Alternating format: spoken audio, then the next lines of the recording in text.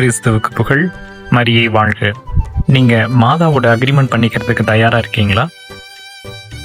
எனது மாதாவோட அக்ரிமெண்டா? இது என்ன புதுசா இருக்கே அப்படின்னு யோசிக்கிறீங்களா? மாதாவோட அக்ரிமெண்ட் பண்ண முடியுமா? நூற்றுக்கணக்கான மக்கள் அதிகாலை 4:30 மணிக்கெல்லாம் மாதாவோட அக்ரிமெண்ட் பண்றதுக்கு போட்டி போட்டுக்கொண்டு ஆர்வமா தேடி வர்ற ஒரு இடம் இருக்கு அப்படின்னு சொன்னா நீங்க நம்புவீங்களா?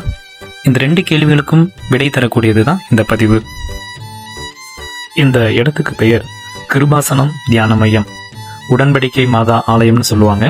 இது கேரளா மாநிலத்துல ஆலப்புழா அப்படின்னு சொல்லக்கூடிய ஊர்ல இருந்து சுமார் 15 கிலோமீட்டர் தொலைவில் களவூர் அப்படின்னு சொல்லக்கூடிய ஒரு ஊர்ல இந்த டிவைன் சென்டர் அமைஞ்சிருக்கு.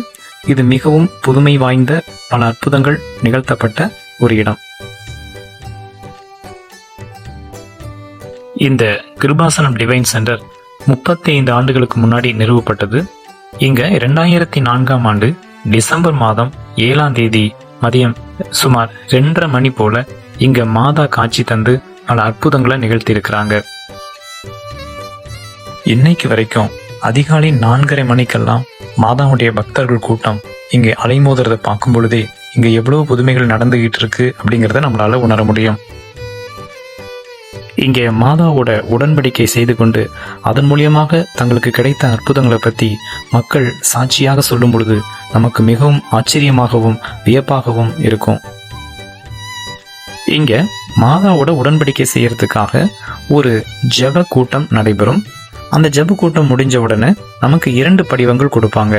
அந்த 2 படிவங்கள்ல ஒரு படிவம் நம்ம கிட்ட இருக்கக்கூடிய பாவங்கள், ஏதாவது 6 வகையான பாவங்கள் விட்டுவிடுவதாகவும், மேலும் நோயாளிகள், ஏழைகள் இவர்களுக்கு உதவி செய்யறதாகவும் நம்ம அதில் எழுதி கொடுக்கணும்.